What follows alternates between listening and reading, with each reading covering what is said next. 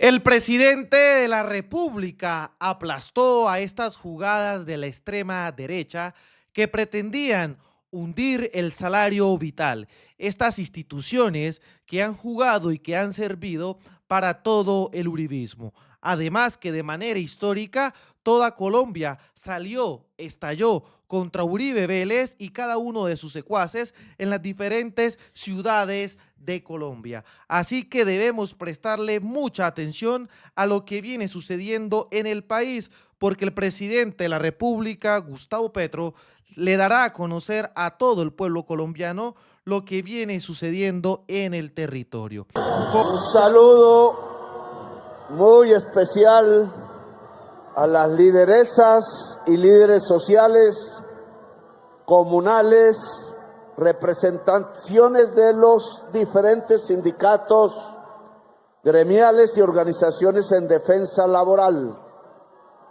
personal de trabajadoras y trabajadores, centrales obreras, comunidad educativa, campesinos, vendedores ambulantes y emprendedores, madres cabeza de hogar, personas con diversidad funcional en situación de discapacidad, habitantes de calle, personas de la tercera edad, profesionales de la salud, comunidad LGBTIQ+, pueblos indígenas, pueblos afrodescendientes, al gabinete que aquí me acompaña, a los medios de comunicación y a todo el pueblo de Colombia que hoy en todo el país se moviliza alrededor de la defensa de su dignidad.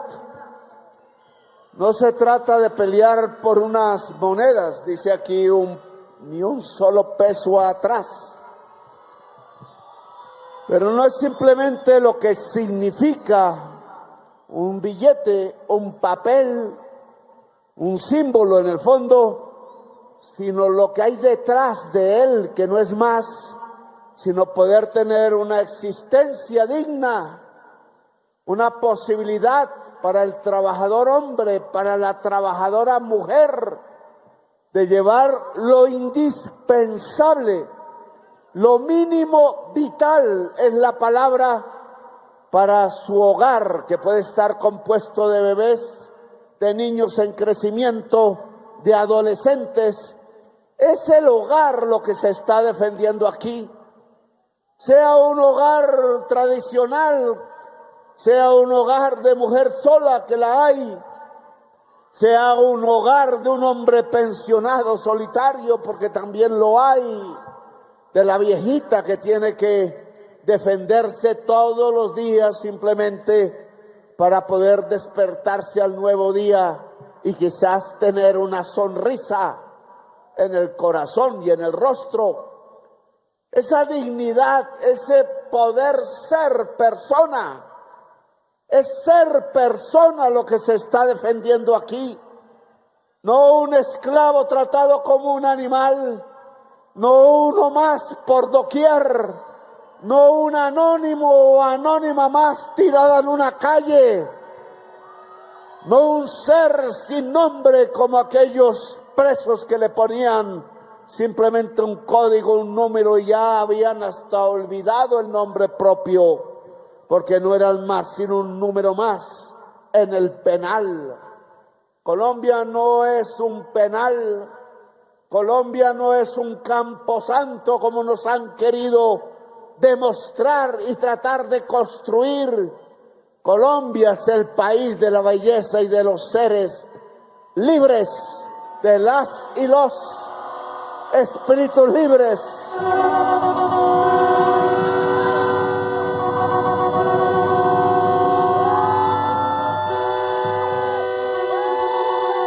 Y se ve bien lo que está pasando en Colombia. Claro que hay una tensión. Bienvenida que exista porque somos democráticos. No habría diferencia de opiniones en algo que se llamara una dictadura, un fascismo. Aquí tenemos diferentes maneras de entender las cosas.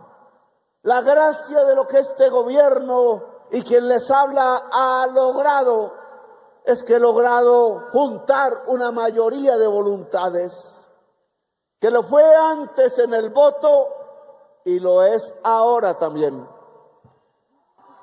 Una mayoría de voluntades que nos hemos puesto de acuerdo en unos objetivos comunes, no en todo lo que yo crea ustedes creerán, no todo en lo que ustedes crean yo creeré. Tenemos el derecho a disentir, el libre albedrío, el pensar independiente, el leer lo que se nos dé la gana. Por eso tengo que decirle a la juez famosa desde aquí que la Constitución Nacional dice que está prohibida la censura y cualquier ser humano o funcionario en Colombia ante tal orden constitucional bien puede interponer su objeción de conciencia y reproducir y decir lo que no se quiere que se oiga, lo que se quiere ocultar. No es desobedecer a un juez, oigan.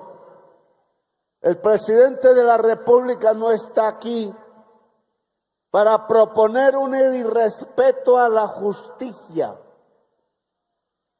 Pero debe haber justicia.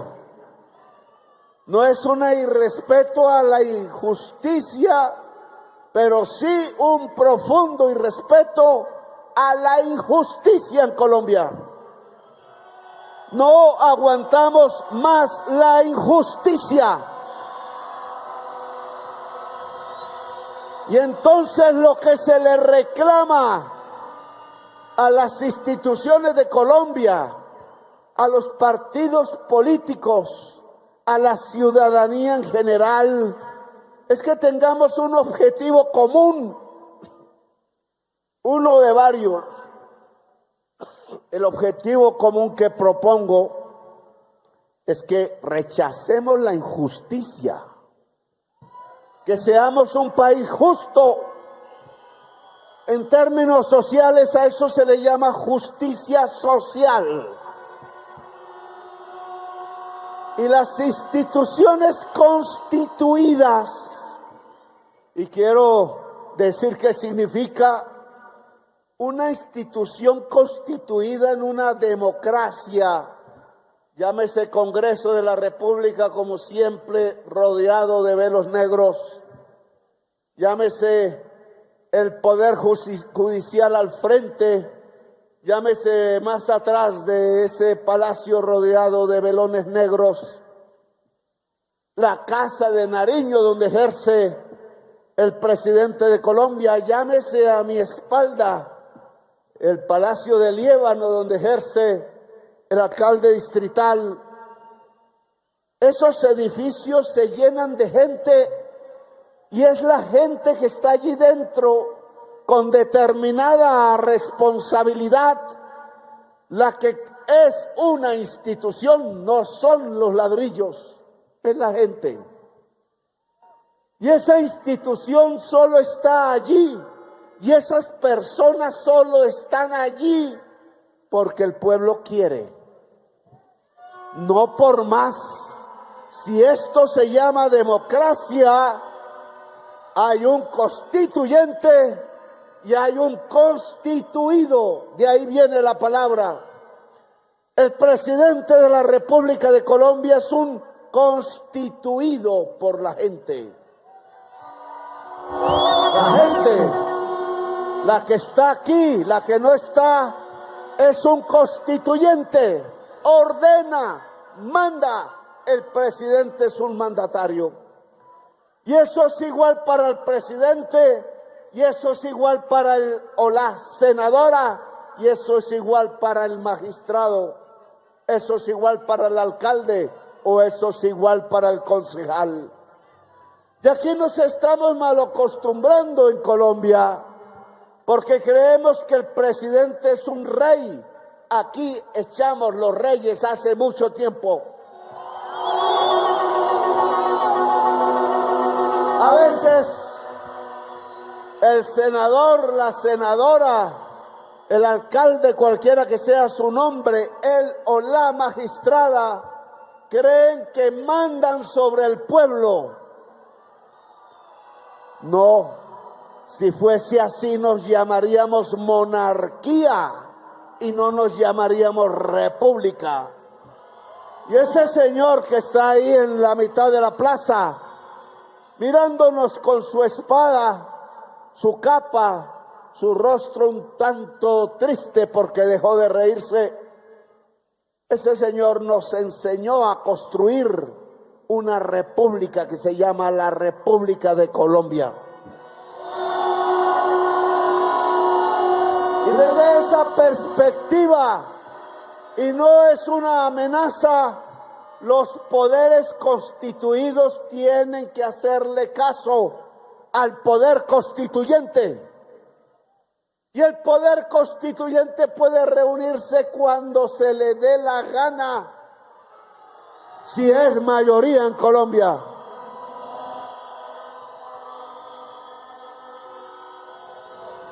Fue en 1990 cuando por última vez nos reunimos como poder constituyente. Eligió el pueblo libremente, eligió constituyentes, representantes e hizo una constitución. Y lo que le ha tocado a este presidente de Colombia hoy es casi que rogar porque se cumpla la Constitución de 1991.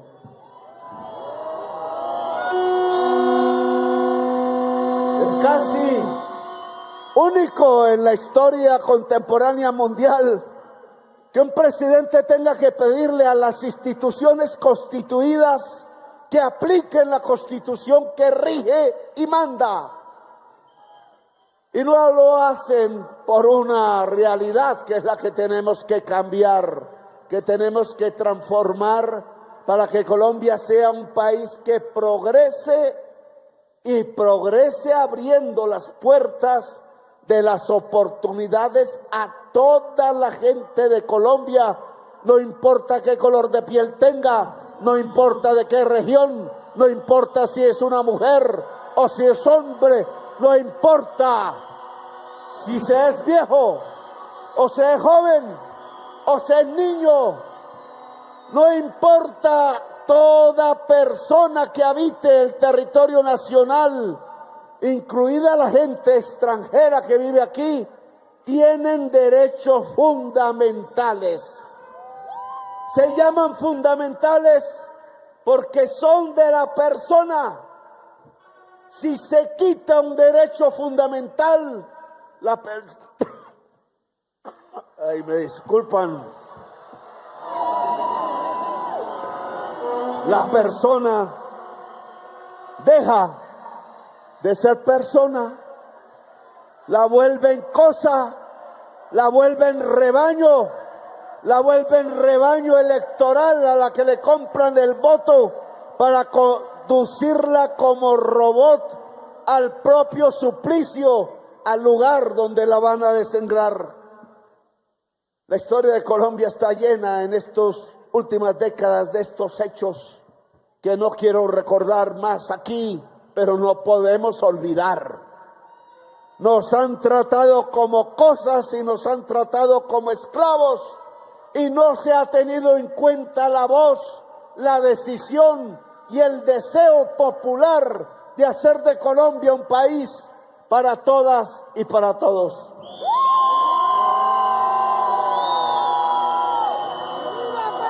Ahora nos enfrentamos a un problema concreto.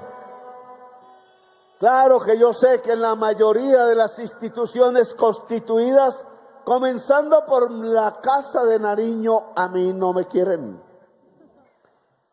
Claro que sé las groserías que echan en sus salones de almuerzo, de cena y sus clubes sociales.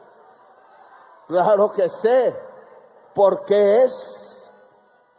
Hasta me tengo que cuidar en los pasillos de mi lugar donde trabajo porque toca andar contra la la pared, contra la pared.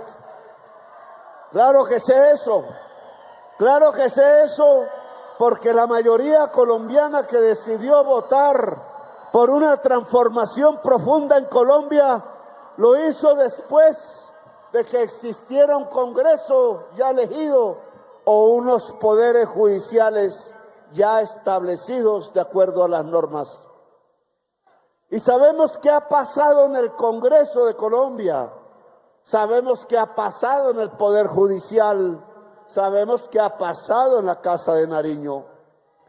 Por ahí, por ninguno de esos recintos podemos decir qué ha pasado con dignidad el pueblo trabajador, la mujer de los tintos, la gente pobre de Colombia o la clase media que aspira a estudiar.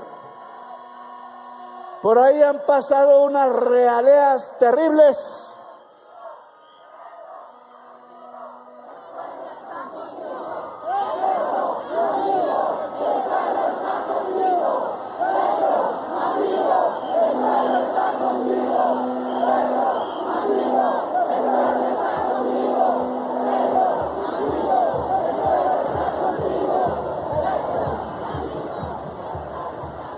No solo han pasado delincuentes, sería largo el camino para escribir delincuente y delincuentes que han hecho leyes en el país, sino que han pasado las gentes más ricas de Colombia. A veces les da pereza entrar al Congreso y entonces mandan a uno de sus asalariados a que hablen por ellos con los congresistas. Les dicen lobistas y entran aquí y entran allá y entran a la Casa de Nariño y creen ellos que las normas, las leyes, los decretos, las sentencias deben hacerlas ellos a su acomodo, a su manera de pensar, a sus intereses de bolsillo. Son los ricos de Colombia, los más ricos, no me refiero ni siquiera al estrato 6, me refiero a los mega ultra ricos de Colombia que no viven en Colombia.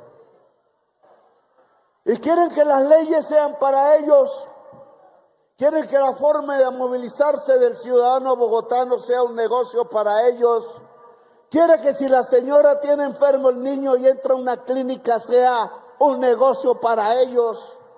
Quiere que si alguien quiere ahorrar para tener una pensión, sea un negocio para ellos. Quieren que las normas solo describan que cada centímetro cuadrado de esta plaza de Bolívar o de Colombia entera solo dé créditos y réditos y ganancias, pero para ellos nos dejan a los demás por fuera. Y por eso tenemos millones de pobres. Y por eso el trabajo es escaso aún, aunque lo hemos ampliado. Y sobre todo, por eso los ingresos no alcanzan para comer. Por eso un joven, si quiere entregarle en un barrio popular un regalo a su novia, a veces tiene que pensar feo, porque ¿dónde consigue el dinero? Por eso nos vamos llenando de violencia y nos vamos matando entre nosotros mismos en tantas regiones de Colombia. Por eso acude el campesino a sembrar una mata de hoja de coca a ver si llega comida real al hogar de su casa. Por eso nos vamos llenando de los problemas que nos van aquejando y nos van estrangulando como nación y no nos dejan ver la realidad, el bosque. Y es que estamos situados en uno de los países más ricos del mundo y yo tengo que decir que uno de los más hermosos y poderosos de la existencia. No nos dejan ni siquiera el derecho a sentirnos orgullosos, porque ¿quién tiene un país como este?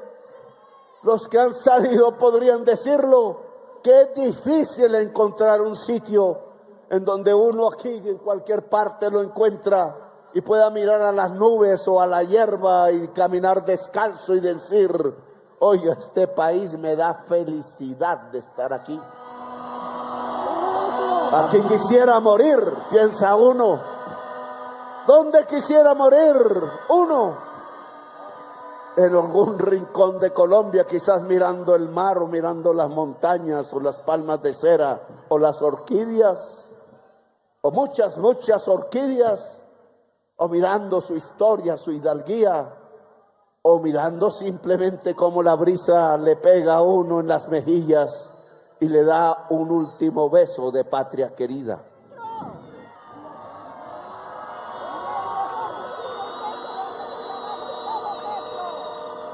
Pero entonces, en un país tan bello y tan hermoso, que nos da tanto, que nos hace cantar y bailar como ninguno, porque quién sabe en el mundo bailar mejor que las señoras que están aquí y los señores.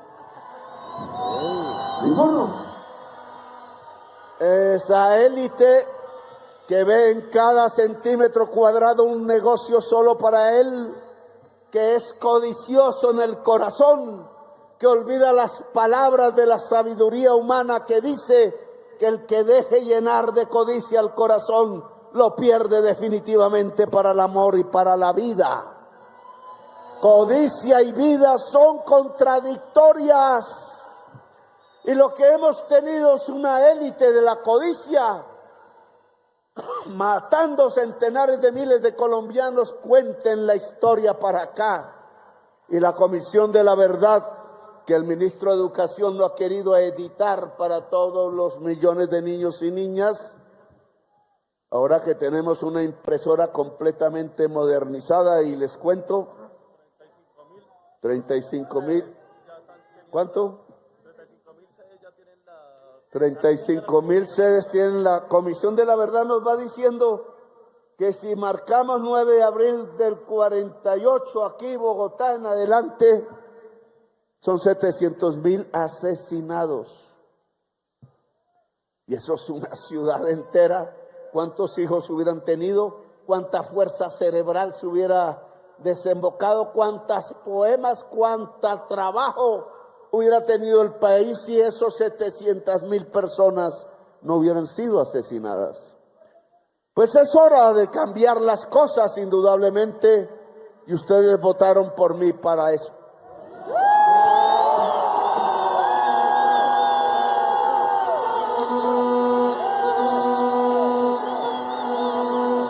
Y yo lo he intentado.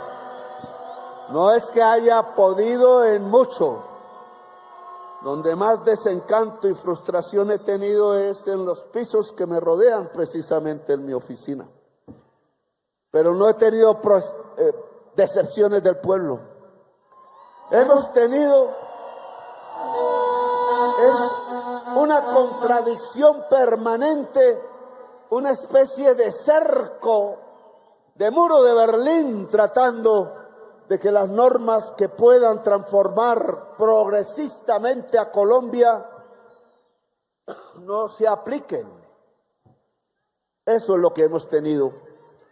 ¿Dónde está la reforma pensional que hace cuántos meses aprobó el Congreso?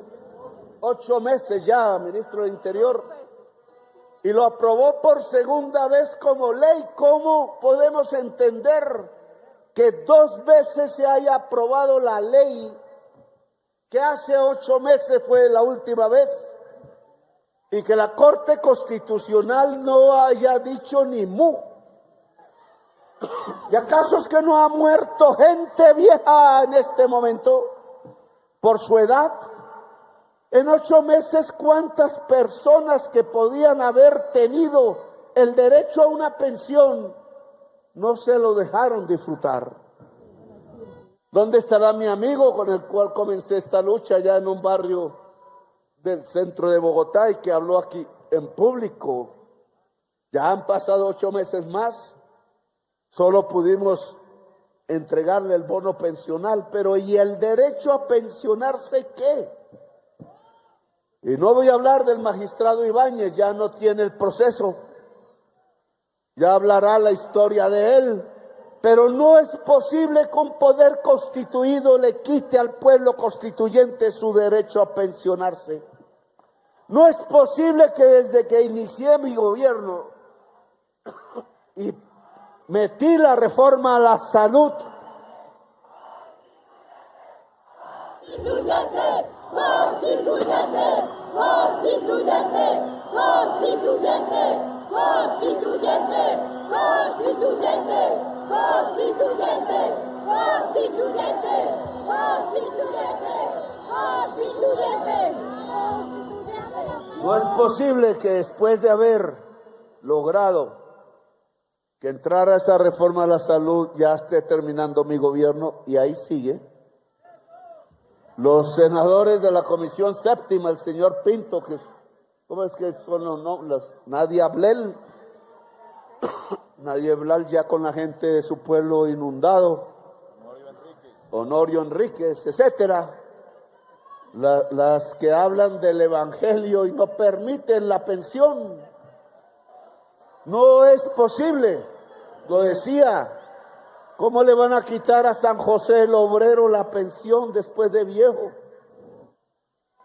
Y a todos los San José que aquí se han sacrificado, porque hablan mal de los hombres, pero la mayoría ha cumplido su papel de trabajador sacrificado todos los días, tratando de que sus hijos sean mejores personas que él, tratando de cuidar su casa, cuidando de pronto y echándole agua a los geranios. ¿Por qué ese señor que ha dedicado su vida a otros, no solo al mismo, a otras, no solo al mismo, a cumplirle a Colombia a partir de desgastar su fuerza muscular y cerebral, no pueda tener derecho a una pensión? Porque los senadores Pinto, que ya la tienen garantizada, y vecinos, no quisieron simplemente que las EPS dejaran de ganarse un dinero que se roban y que es del pueblo colombiano.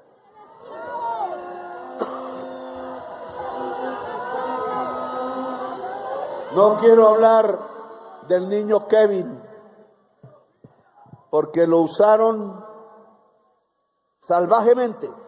Se vicia prensa y políticos para intentar decir que no estamos haciendo lo que toca y que su muerte incluso es responsabilidad mía. Aquí están las pruebas de que eso fue un infundio y una mentira de la prensa. Pero no voy a dedicar este tiempo para eso. Ya lo dirán los que de verdad investigan los asuntos. Pero cuando uno habla de hemofilia debería irse a hablar de quién es el cartel de la hemofilia. ¿Cómo así? Es lo mismo. ¿Por qué hubo un cartel de la hemofilia? ¿Qué papel jugó una superintendente de salud que se llama Eva Carrascal? ¿Qué papel jugó una empresa privada que se llama Integral Solutions? ¿Quién era el dueño o la dueña? Que la nueva EPS no Integral Solutions. ¿Qué fue lo que denunció la prensa hace años y ahora no se acuerda del hecho? Lo olvida porque quieren que no haya votos por nosotros, sino por los dueños de la prensa. El cartel de la hemofilia volvió a actuar, pero dejo puntos suspensivos.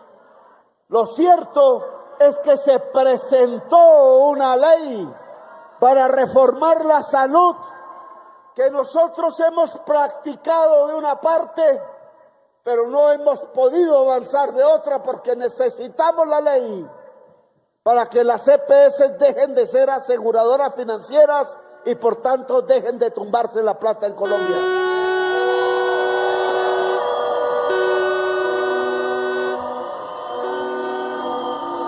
Y los resultados de lo que hemos hecho sí pueden presentarse, Guillermo Alfonso. Lo que pasa es que aquí sí me queda pequeño este celular para mostrarles los datos y los presentamos en grande, pero la prensa, para tapar los hechos, nos puso una víctima del cartel de la hemofilia como si fuera nuestro.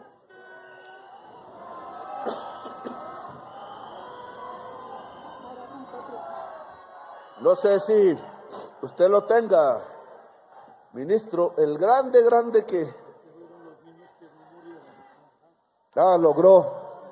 Hicimos una operación matemática, se llama así, comparativo de reducción acumulada de muertes en menores de 5 años, muertes de niños, niñas, por el periodo presidencial. Cogimos los 4 últimos para no... Colombia 2006-2025. Reducción, es decir, en cada gobierno, ¿cuánto se redujo en los 4 años el número de muertes de niños menores de 5 años, niños y niñas, respecto al gobierno, al cuatrenio anterior? Y para saber cuán tan eficaces fueron, no quiero decir que alguno lo aumentó, ninguno aumentó ese número. Hay ciencia y tecnología que avanza, pero leámoslo. Uribe 2, no pusieron 1. Entre el 2006-2009, Uribe 2 logró 2.959 menos reducciones de muertes de niños y niñas menores de 5 años respecto a Uribe 1. O sea, Uribe 2 fue mejor que Uribe 1, puede uno decir.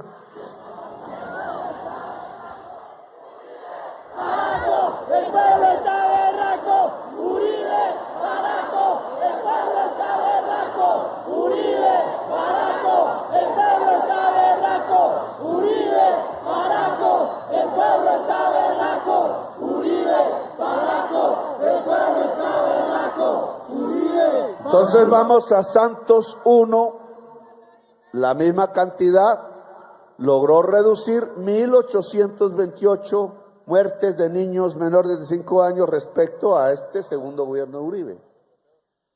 Y Santos 2 hizo 1.308 menos respecto a Santos 1. Si yo sumo Santos 1 y Santos 2, 8 años, me da 3.100. Es decir, casi en los 2 gobiernos de Santos solo logró reducir el número de muertos menores de 5 años igual al último periodo de Uribe. Es decir, que en salud, Santos fue peor que Uribe. ¿Y quién estaba ahí de ministro de salud? Y eso sí nos dice Alejandro Gaviria. Fue peor, él fue también uribista, pero fue el ministro de salud. Ahora Duque, ¿cómo le fue? Un solo periodo, 2018 al 21, 2.219 niños y niñas menos, es decir, menos muertes, reducción de muertes acumulada, reducción, 2.219. Yo todavía no he terminado, aunque algunos quieren que termine ya.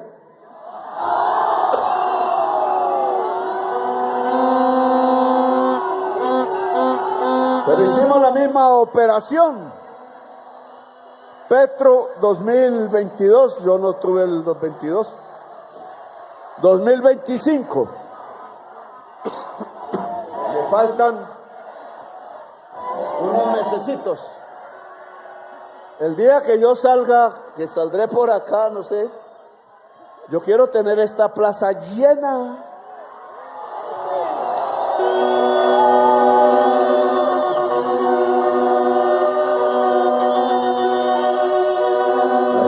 Hacer un compromiso, porque para tener esta plaza llena yo tengo que estar alegre saliendo de allá. Voy a estar alegre saliendo de allá porque me pego una escapada que ni se imaginan, pero saliendo de allá, para estar alegre y tener una plaza aquí llena y alegre, pues tenemos que volver a hacer ganar el programa de este gobierno y mejorarlo.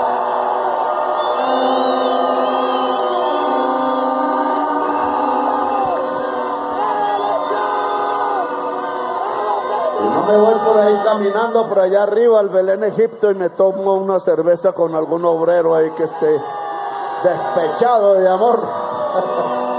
Me pongo unas rancheras que no me gustan mucho. Bueno, voy a dar la cifra. Ya vieron, Uribe 2, 2.959, reducción de muertes. Santos 1, 1.828, Santos 2, 1.308, Duque 2.219, Petro 6.768, hermano, reducido.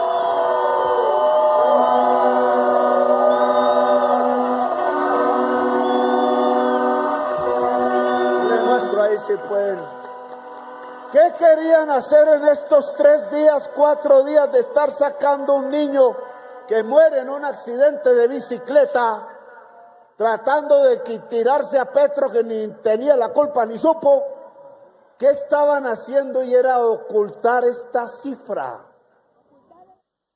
Ojalá no hubiera estado, y ojalá esta cifra fuera mayor, claro. Pero ¿qué significa esta cifra? Que el gobierno y sobre todo las reformas que hemos hecho a la salud en un sentido que es crear un sistema preventivo que todavía es imperfecto, pero ya cubre a toda Colombia ya. 14,000 equipos, cada equipo con enfermeras, médicos, recorriendo a Colombia, ha logrado que mucho menos la mitad de los niños que morían de hambre en La Guajira ya no mueren. Y si vamos sumando, entonces es que he producido la caída más grande en la historia de Colombia en la muerte infantil. ¿Y qué es Colombia si sus niños y niñas están vivos? Si mueren menos, no estamos avanzando. No es ese el verdadero progreso indispensable, que al menos los bebés que tenemos no mueran en la cantidad que antaño morían por falta de atención, por falta de un cuidado previo. Yo diría que la reforma laboral en parte es responsable de que se haya caído la tasa de mortalidad infantil en Colombia a niveles que nunca antes se habían visto.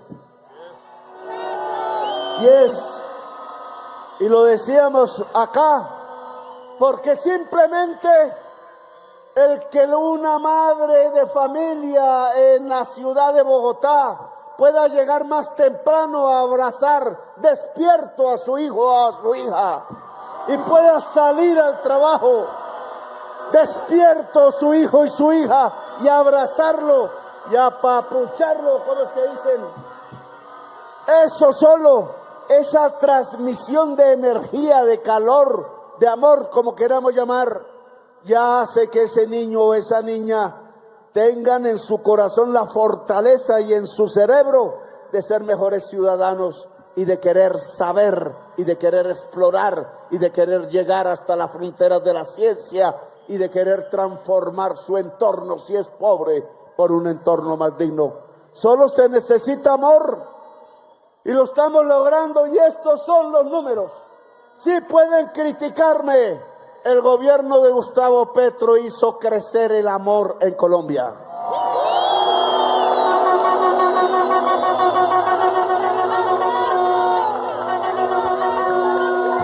Y he pasado por la reforma laboral que existe y que le da amor a los niños y a las niñas.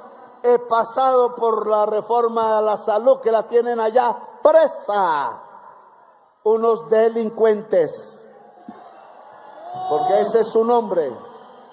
Y ahora hablemos también de la reforma pensional, que también la tuvieron presa. No voy a calificar el hecho, Dusan, pero hablemos a lo que vinimos, dice la canción.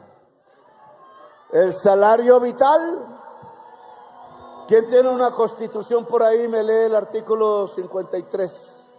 Trabajo, les pongo. Ya está en el televisión. Bueno, veamos la gráfica. Y yo la leo, la puedo leer aquí. La gráfica del texto constitucional.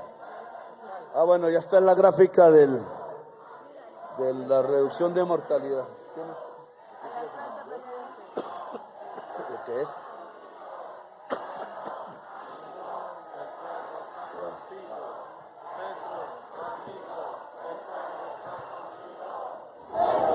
El artículo 53, Constitución Política de Colombia. Señores Consejo de Estado, este será el debate en términos de las normas, respetuoso. Cuando yo hago una crítica a un magistrado, dicen es que se está inmiscuyendo en la justicia. No, yo tengo el derecho a la crítica. Otra cosa es que no les hagamos caso, eso sería ya un desacato.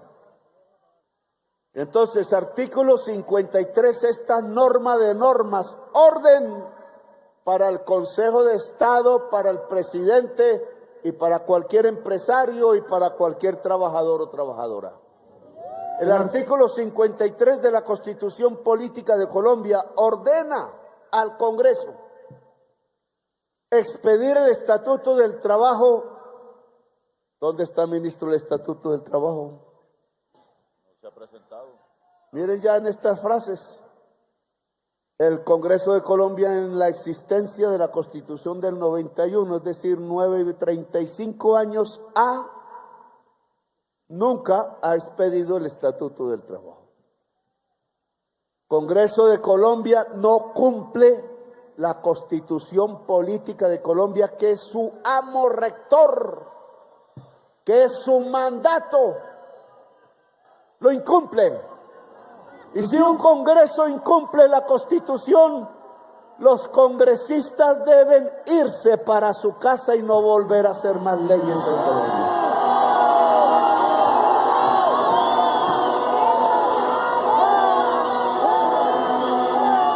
Como no puedo hacer campaña política,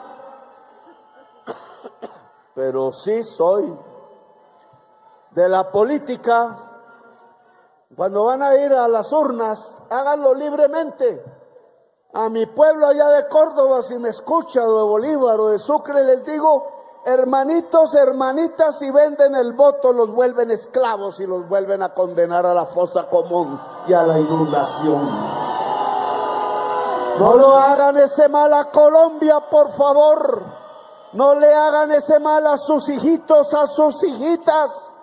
Si les dan plata, pues se tomen eso en una cerveza o en la comida, porque va a faltar. Y voten libres. Voten por sí mismos, por sí mismas, por quienes puedan representar sus intereses y no los intereses del verdugo, del que inundó e hizo inundar las tierras fértiles del Valle del Sinú. Artículo 53, expedir el Estatuto del Trabajo basándose en principios mínimos fundamentales, principios mínimos. No puedo yo pasar por la faja, usted tampoco, ministro. Y son fundamentales, como igualdad de oportunidades. Ojo.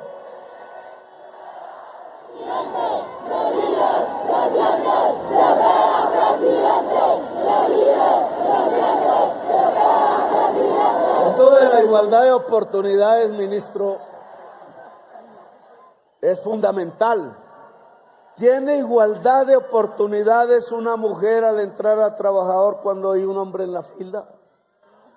¿Le pagan el mismo salario? Si la mujer es un poco más de años que el otro, ¿tiene igualdad de oportunidades? El joven, el trans, el negro. Las personas que tienen color de piel diferente a la de los dueños del país, ¿tienen igualdad de oportunidades en Colombia? Los que no nacieron en Bogotá ni en el Poblado, ¿tienen igualdad de oportunidades en Colombia? El que no saca un título ya como de 40 millones de pesos el semestre en la Universidad de los Andes y lo saca la Universidad Distrital gratuitamente, espero, ¿tiene igualdad de oportunidades? Entonces, aquí tenemos algo, y esto es una orden de la Constitución, y aunque nosotros hemos avanzado, hay que avanzar más. Colombia progresa si hay igualdad de oportunidades, no si la tasa de interés es más alta. Señores del Banco de la República, mentirosos. Colombia progresa si hay igualdad de oportunidades en el país. Se trata de progresar y se trata de abrir las oportunidades de Colombia. Y sigue. Remuneración mínima vital y móvil. A ver si es que yo tengo las gafas, ministro, usted es más joven que yo. Usted me va a decir si la Constitución no dice esto que voy a leer. Remuneración mínima vital y móvil.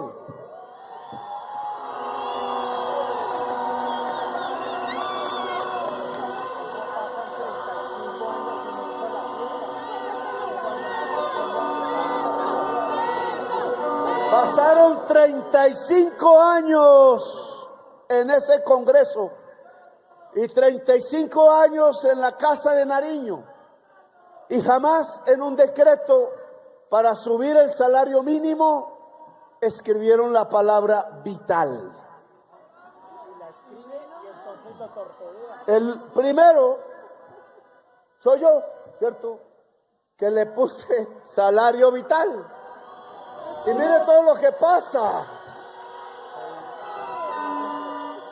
En vez de que el Poder Judicial hubiera tumbado todos los decretos de salario mínimo que no fuesen vitales, lo que hizo es ahora tratar de tumbar el único decreto en 35 años que dice salario vital como ordena la Constitución de Colombia. Ahora veamos por qué.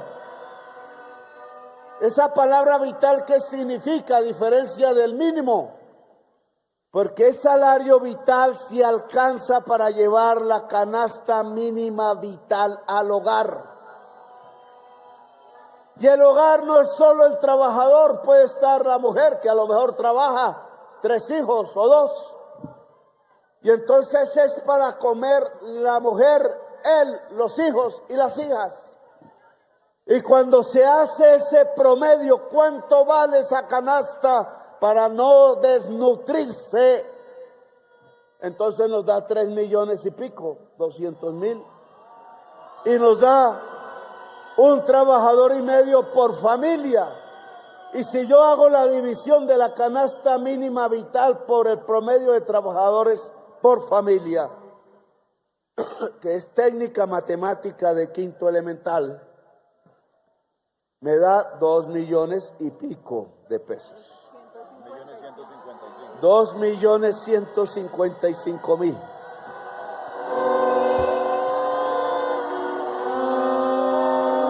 Y entonces, ¿qué hicimos? ¿Qué fue lo malo y lo desgraciado que hicimos para que hayan suspendido un decreto? Cumplir la Constitución. Es todo lo que hicimos. ¿Por qué tanta oposición? Porque aquí hay una serie de empresarios que no viven produciendo, sino del Estado.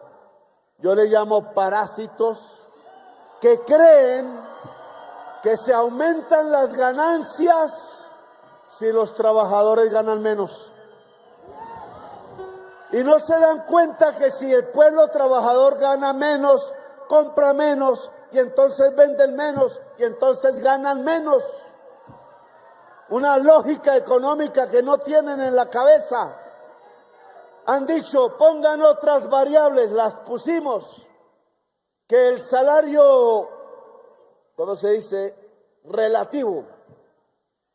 En el total del ingreso, no es medio, relativo. En el total del ingreso nacional, lo que se paga por salarios en todo el país, ¿qué porcentaje da? y midámoslos en el tiempo, últimos años. 656 billones. En porcentaje da 46. Da que recibíamos más o menos un 42% bajó y hasta ahora estamos recuperando el porcentaje, y en esa brecha de 10 años los trabajadores de Colombia dejaron de percibir 656 billones de pesos de sus ingresos, que pasaron fue a ganancias de los empresarios. Estamos recuperando apenas lo que existía hace 12 o 15 años. Y nos dicen, metan la productividad. Y bueno, la metimos. Y resulta que ellos creyeron que los estudios de productividad se hacían con expertos al estilo de Alejandro Gaviria. Pues como nosotros no somos bobos. Pusimos a trabajar con gente colombiana joven, economistas jóvenes, doctores, PhD, etcétera, de otras universidades que no están a sueldo aquí de los cacaos. Hicieron sus cuadros y entonces solo existe la productividad laboral. Estas cosas son máquinas, no tienen vida. Es uno el que las hace trabajar, pero es el trabajo humano presente, vivo.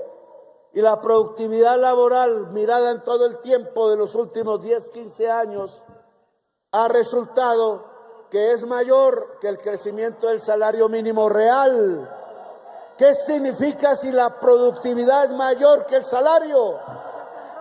Que están robando al pueblo trabajador, que el producto de su trabajo cada vez va más allá al patrón que al ingreso del trabajador y su familia, y que eso se llama sobreexplotar. Bueno, todos los estudios están hechos.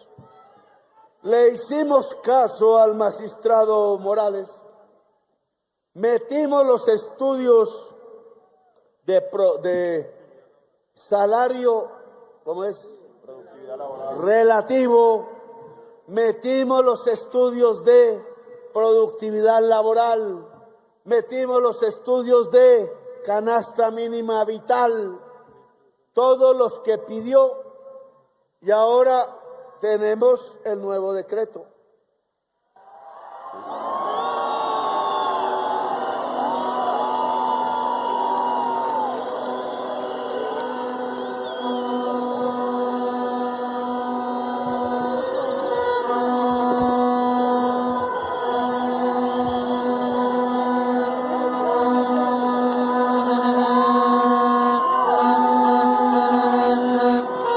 Salió más grueso el decreto, pero Dele un poquito más largo. el salario mínimo legal mensual vigente para el año 2026, no quise sobrepasarme, es el mismo que decretamos en el mes de diciembre del año 2025. No echamos para atrás, firmamos y se entrega al Consejo de Estado cumpliendo sus órdenes, acatando,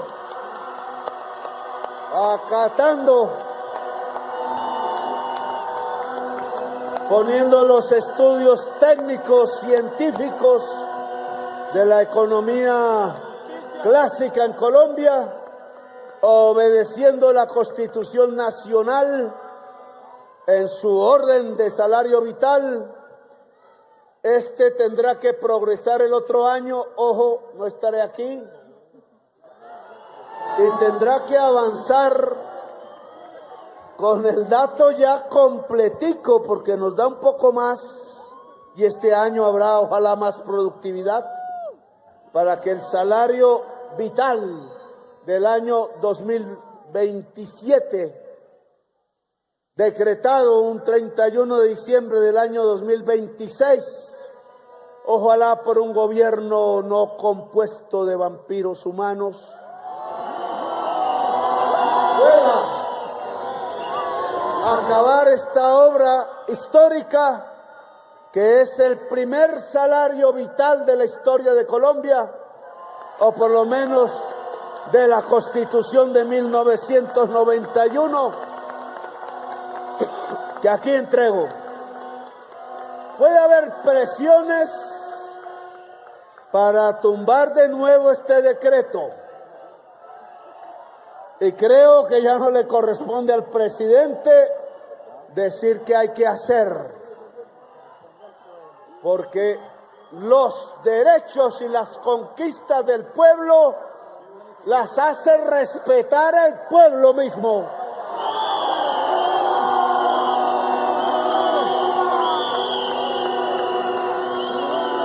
Y ya en las postrimerías de este discurso largo, voy a hacer otra aclaración antes de retirarme. A ver. Aquí les voy a mostrar. Les voy a mostrar esto.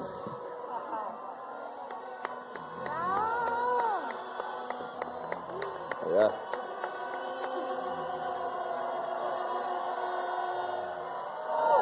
Decían que no íbamos a poder hacerlo. Este es el nuevo pasaporte para Colombia.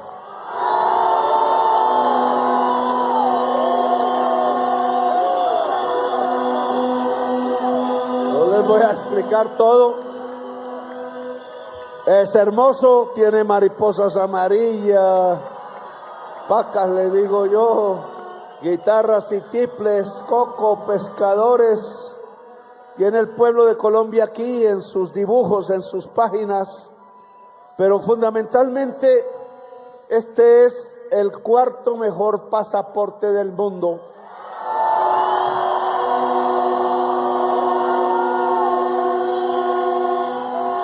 Pasó ya por todas las entidades calificadoras internacionales, ya pasó los exámenes que eran demorados.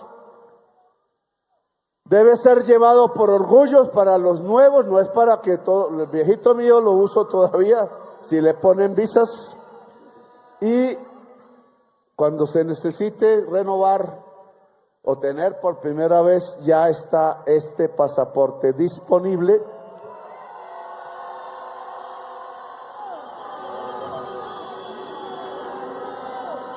Se hará en Colombia completamente. Las máquinas con que se hace esto no son cualesquiera, me enseñaron mucho de esto, están ya en Colombia. Este papel aquí, que es muy grueso en los que nosotros tenemos, este es más delgado, es la clave del asunto. En este papel se pudo, sí.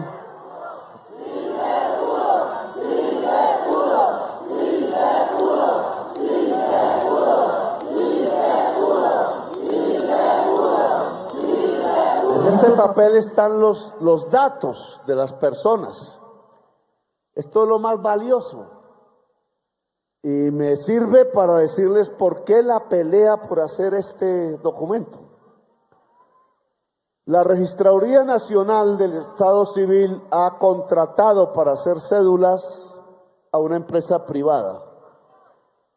Se llama Thomas & Grech, que no es extranjera, es de los hermanos bautistas que tuvieron problemas judiciales en el pasado. Muy amigos de todos los presidentes que han habido en Colombia, menos de mí. En la cédula, para hacer las cédulas, ustedes dan sus datos, su huella, etcétera. Todo eso queda metido en computadores, propiedad de una empresa privada. Todos. Y la empresa que quería o que estaba haciendo estos pasaportes, yo lo impedí y me demandan por ello, es Thomas & Grech. Es decir, que juntando las dos bases de datos, ellos pueden saber privadamente qué ciudadano colombiano se fue del país y no volvió. Que son muchos, como sabemos. Y entonces cuando las registradurías le dan el software para computar los votos y al mismo tiempo les dan los formularios que pueden rellenar, porque les dicen que no pongan X ni guiones en las casillas en blanco. Entonces en un sitio X, yo supe de uno que había en Ibagué, porque una muchacha nos hizo la denuncia. Entonces reciben las llamadas de las mesas, de los puestos de votación, mesas. Eso no llega a la registraduría, eso llega a un contratista de Thomas & Gregg, recogen todo por municipio, por departamento, se lo envían para que hagan un cómputo nacional en el país, pero ya han hecho el del municipio, el del departamento, y pueden perfectamente poner los nombres de personas que se han ido del país, que en general no votan, los ponen a votar, ahí quedan, tienen el nombre, el número de la cédula, y hubo fraude. Lo mismo pasa con fallecidos, lo mismo pasa con personas que dejaron de votar, que hay muchos porque se cambiaron de sitio, no quisieron más participar.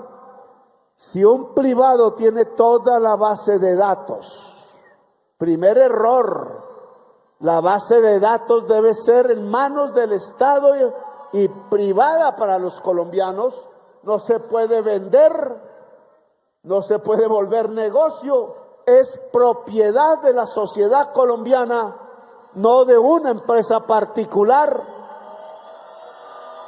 Uno, y segundo, si al mismo tiempo a esa que le dieron el derecho inconstitucional de guardar privadamente los datos de Colombia, le dan al mismo tiempo el derecho de hacer los cómputos electorales, estamos ante un 100% de riesgo de fraude.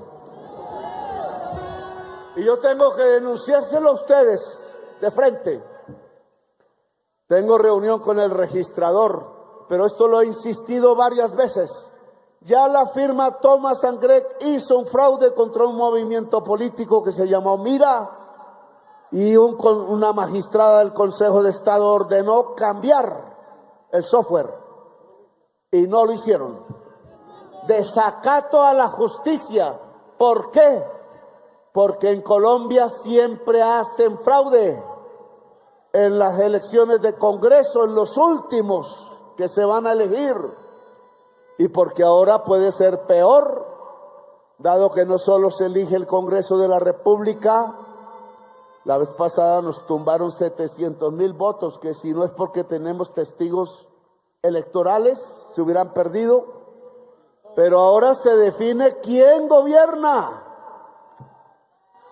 Y si aquí hay una constancia de falta de transparencia, y por eso presento este pasaporte aquí para que ningún juez de la República se le ocurra pensar que es que todavía se puede suspender la hechura de los pasaportes para devolverle el contrato a Thomas & Gregg, porque ya están los pasaportes aquí, están las máquinas y las producimos, y habrán 50,000 entregados hasta el mes de abril, y seguirá por siempre con una base de datos cuidada por la imprenta, por la Registraduría Nacional, de manera pública. La Registraduría no, la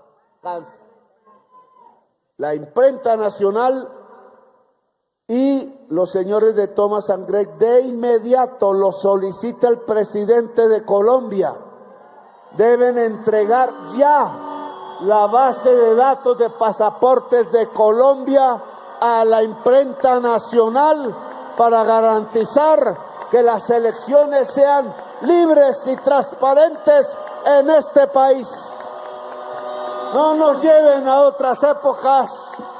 Nosotros queremos paz, democracia, libertad. Voten por quienes quieran, menos por los vampiros que se chupan la sangre del pueblo. Son libres, y este gobierno va a garantizar esa libertad Y por eso hemos salido a las calles, porque libertad es la libertad de vivir, y si vive, si se puede comer, si se puede leer, si se puede amar, si se puede caminar incluso o andar por los territorios de nuestro hermoso país. Ser libres y no bajar más la cabeza nunca más. Con este pasaporte le mostraremos a los de los puestos de guardia de países extranjeros que no agachamos la mirada y no tenemos nada que ocultar. Lo que llevamos es sabiduría, sabiduría intensa para su propia sociedad, porque de aquí, de ser colombianos y colombianas, del país que hizo el libertador Simón Bolívar, nos sentimos profundamente orgullosos y tenemos que enseñarle al mundo y que enseñarle a nuestros hijos para que podamos vivir mejor, con progreso, con más oportunidades que las hay. ¡Que viva la Colombia hermosa! ¡Que viva Colombia libre! ¡Que viva el país de la belleza! Gracias por haberme escuchado, muy amables.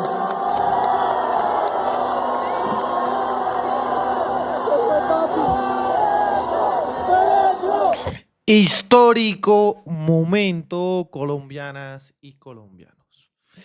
El presidente de la República mostró a todo el país el decreto para decir, vean señores, estamos listos, Consejo de Estado, entidades permeadas por la extrema derecha y la corrupción. Aquí estamos. ¿Cómo la ven? ¿Qué creen al respecto? Los invito a todos a que, por favor, nos ayuden dejando su like, su comentario y comentando este contenido para que Colombia y el mundo conozcan la verdad. Desde la tierra del trueno, señores, desde el Catatumbo, haciendo resistencia, construyendo paz y buscando reconciliación, soy libremente aquí. Las cosas como son. Nos vemos en un próximo capítulo. Hasta pronto, señores.